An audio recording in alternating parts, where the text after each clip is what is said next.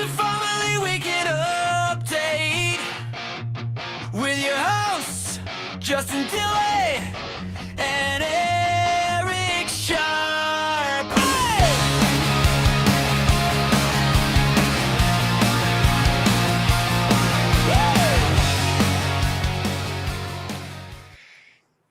Good day to you, Justin. Good Friday.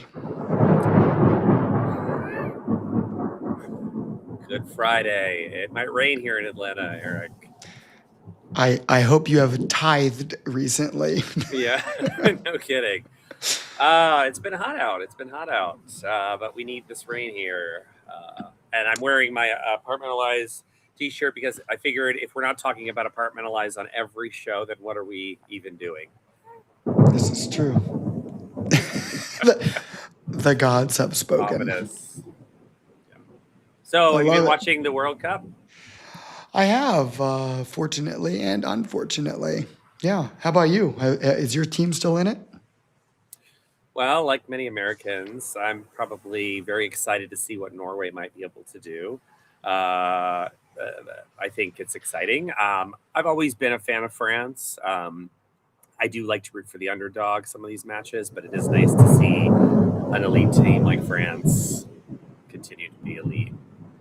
Yeah, I mean, one might say that France kind of had victory snatched from them 4 years ago from Argentina, but it's shaping up to be, maybe a rematch. We'll see, but only a few games left here.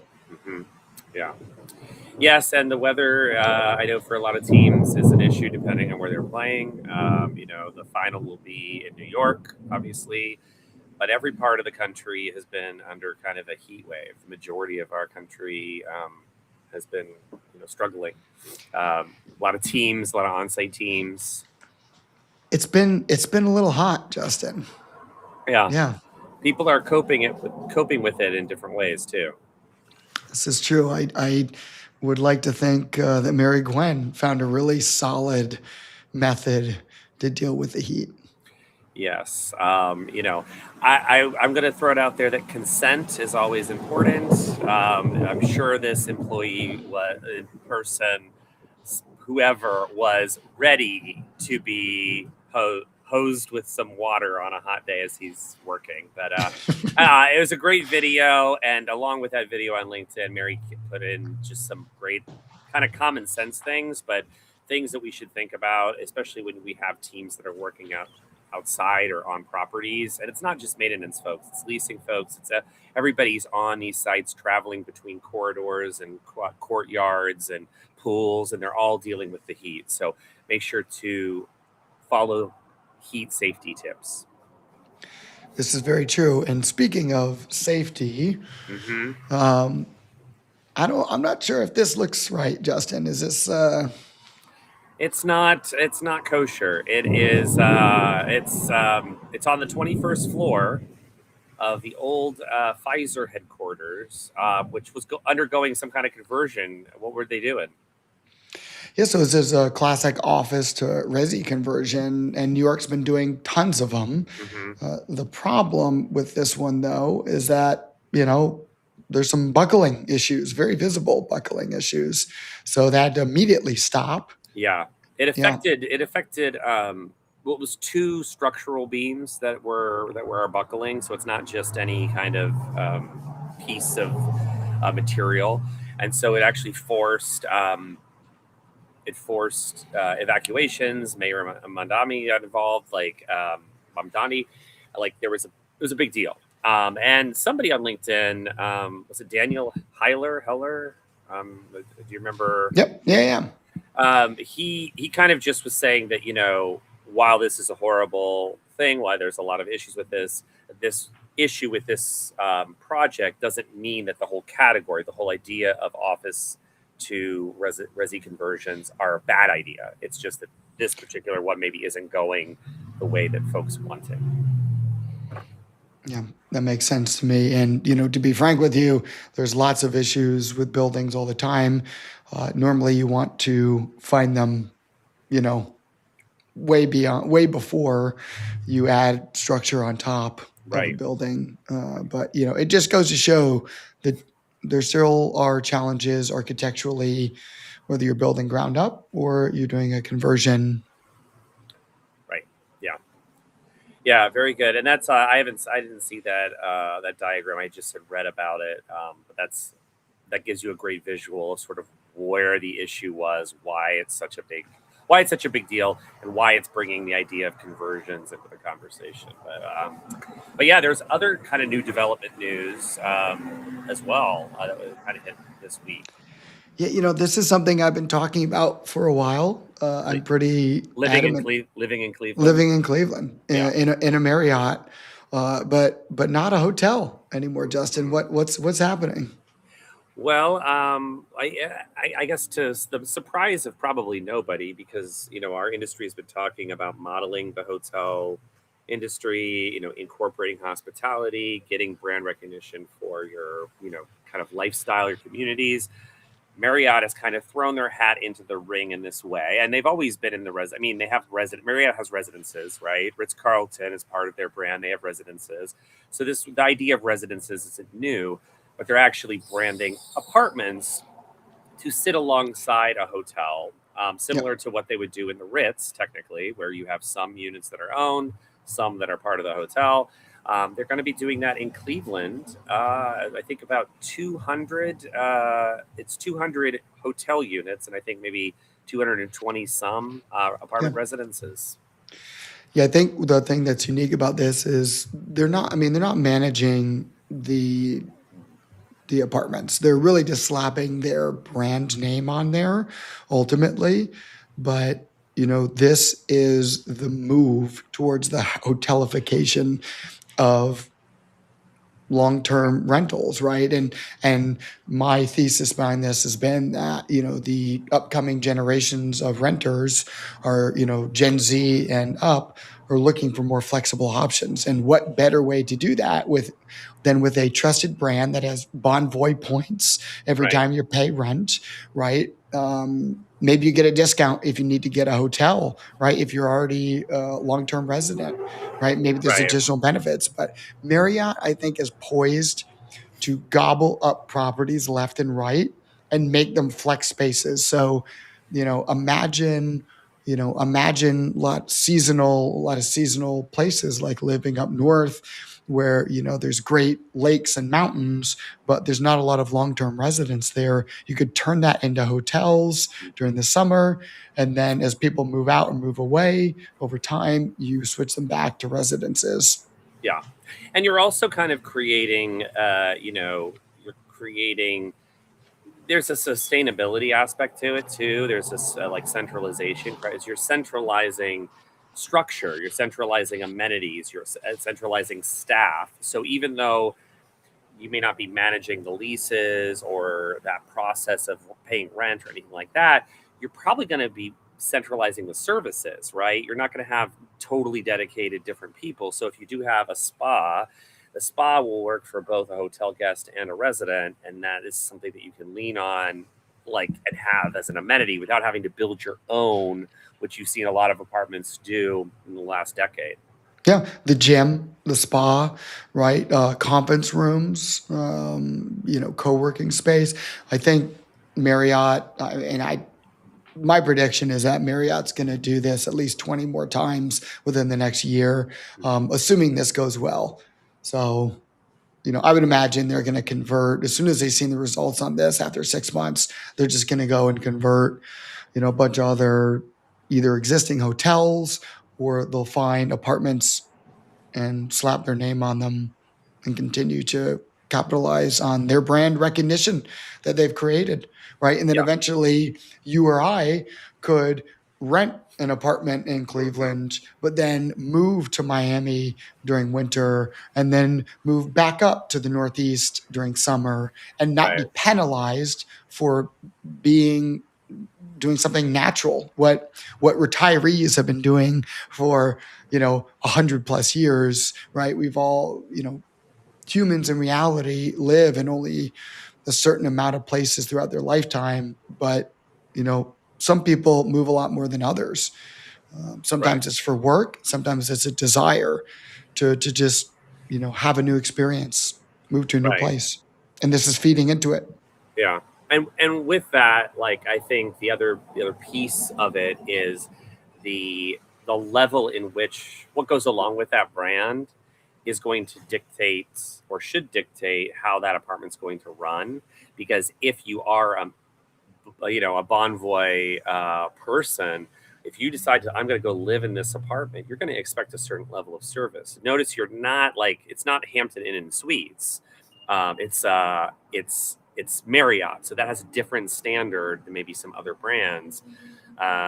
And yeah, maybe I will be the man on the street. I'll go visit my folks in Central Ohio and then say, I'm not staying with you. I want to go rent an apartment for 2 weeks in Cleveland and hang out in show people why Cleveland rocks. It does rock. So.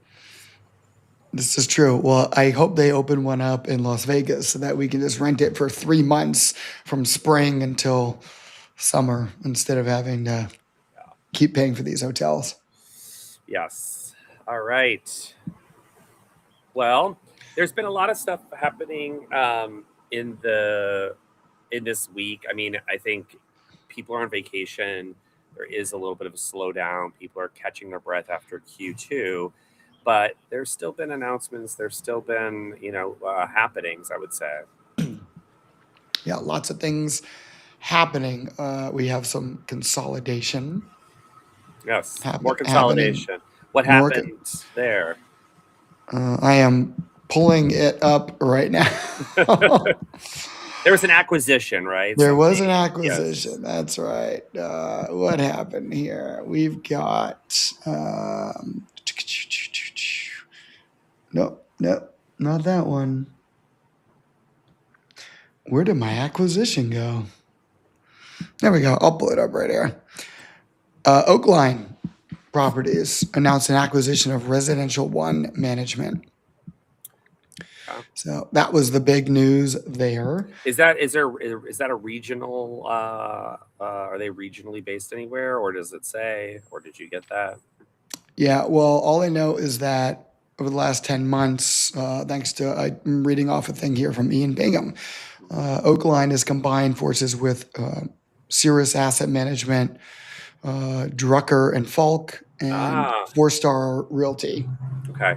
So yeah, those are all in different regions. So they're trying to gain more of a national presence, I guess, with this kind of merger. That's very cool. Yep. Cool. So it's going to put them just over 80,000 units under management here. Mm-hmm. Yeah.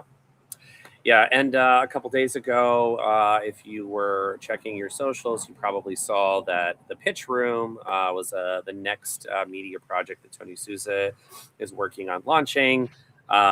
Similar concept to Shark Tank for broad stroke purposes, obviously focusing on our particular industry. Yep. I think Tony is diving deep into this. I'm curious to see what it looks like because I think that lots of folks love to pitch their products, but I think it's rare that we get the feedback portion of it. So I really like this project, and I hope it continues to grow. There's lots of prop tech companies out there that are looking to pitch for sure. Yeah. It could be if you have the right people in the room, it could be a very, very good learning lesson for participants and spectators for sure. And Connexus, they're very close to the tip of this 1 million unit mountain. Devin Wirt was ruminating online about what does that mean for a vendor. That's a very rare statistic for a vendor, especially in the North America, to have 1 million units using your particular product and or service. So very cool. Congrats. That'll be a big. I'm sure they will celebrate, and I'm sure we will know when they officially hit it. I think that is really a massive distinction for any company to hit the 1 million unit mark. I mean, 100,000 units is, the beginning of the journey for sure. But congratulations to Devin on accomplishing this. Well done. And finally, Entryway, and there's an extra E there. I shouldn't say that. Well, that was fast typing before the show. But they announced their chairs. Melody French is the board chair, and Doug Bigby is the vice chair, newly elected to those positions. So congratulations to those folks of a great organization. Entryway, no extra E. That's a classic Dilly mistake. I add E's to my last name, so All the time. all the time, All the time. every day. Yeah. By the way, congratulations to Michelle Fording and Dahlia Green, who recently were elected to different positions, part of NAA. Michelle Fording is a part of the, I believe it's the education, the board, the educational side. And then Dahlia is the regional manager overseeing her region in the Midwest. Awesome. Good All stuff. right. What else? Well, we got a little bit of lighter side stuff here, Justin. What does that mean? Well, it's just the fun stuff that happens. The rest of our show is so damn boring that we thought we'd throw a little fun in there, right? Yep. So, All right. we'll start off. what We'll is start it? off with this one here. So, this is a message about security deposits, and you can read it here. But essentially, this is chastising someone for what they did with their move-out procedures in the security deposit.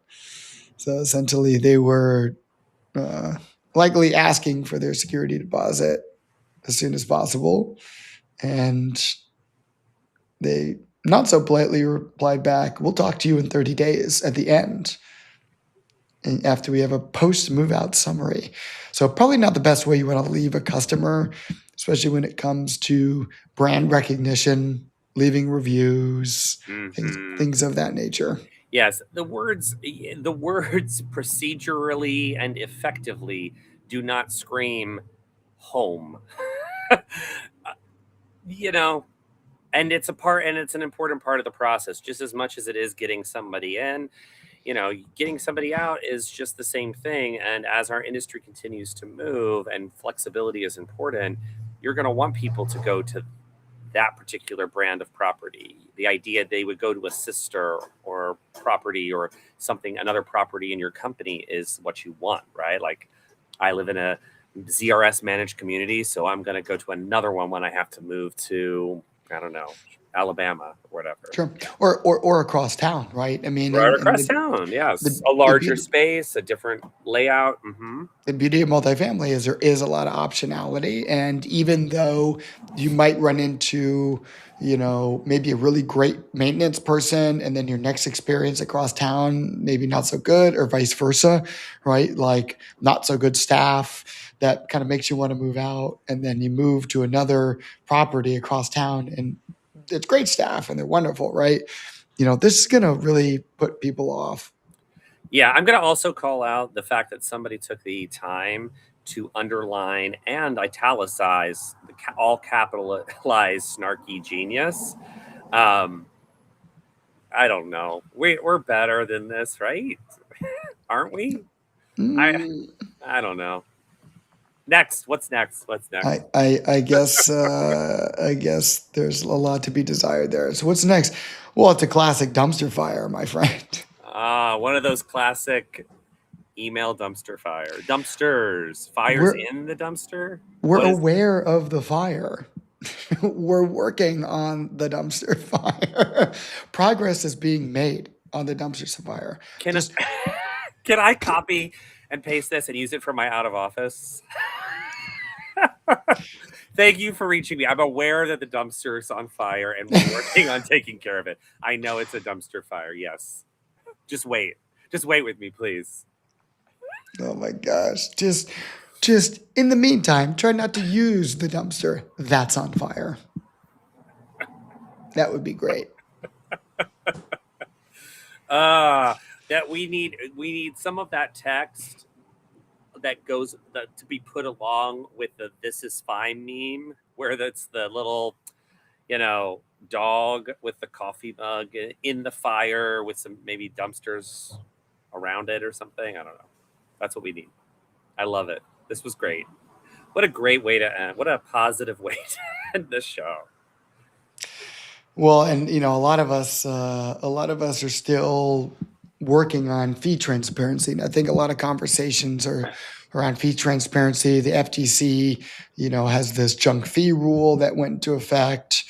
But basically, states have been passing regulations. So, for example, like Colorado has a junk fee law that took effect in January.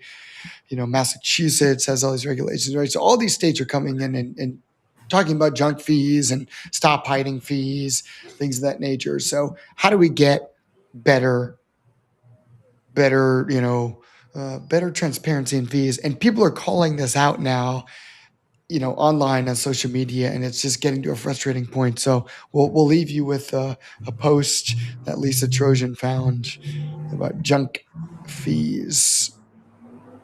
Y'all, these apartment complexes have lost their damn minds with these fees. Look at this. You have a $10 package fee. You have a $10 package acceptance fee. Valet trash, I want to highlight for $30. Because then you come down here, trash $7 a month. Trash fee, $8 a month. What is that? I remember when a washer and dryer came with the unit.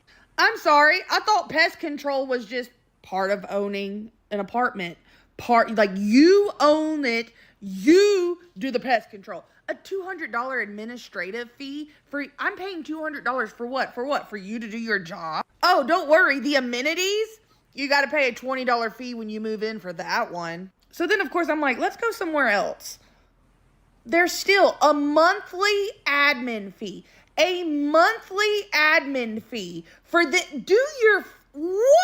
And again, another $5 pest control. That used to just be part of it. Application fee, $60.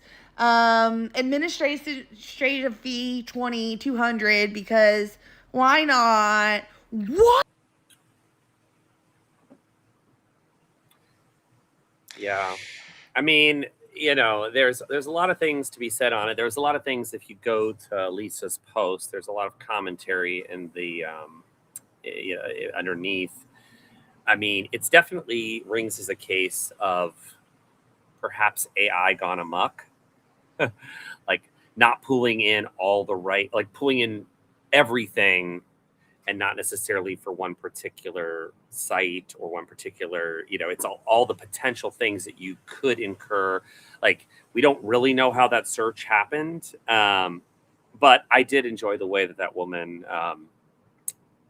displayed it. Yeah, it's true. I think the properties, the challenge is user behavior is now, becoming the fact that renters are asking what fees are involved. What's my all-in cost? What's it going to cost me to move in? And what's it going to cost me every month? And it would be really beneficial to, I think to communities to just have the all-in cost the same as, what they show. The challenge is, as a renter, you're looking for an apartment under $1,500 or under $2,000 or under $1,000. You're expecting that to be the all-in cost, but you still want to show up at $1,499 so that you're in the view of them. And Right. Then these fees are getting added on, and it really actually costs $1,700 to move in. So marketers love doing this, but unfortunately, because it gets more leads in the door, it gets more eyeballs on the property, more tours, but ultimately it doesn't necessarily, in my opinion, lead to more leases. No, it's Because not going to that's necessarily convert because Yeah. you're going to get people that are frustrated. I mean, I do love like when I use Airbnb now, and I think VRBO like does it too. Some hotels do it, but it'll show you the entire stay with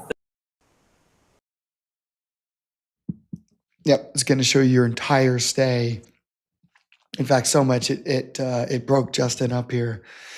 So, but yeah, it's a beauty. Short-term rentals were first required to do this, and then little by little, multifamily has been moving forward with removing junk fees and packaging all the fees up. I envision a day in which it is like this across the board. Don't you agree, Justin?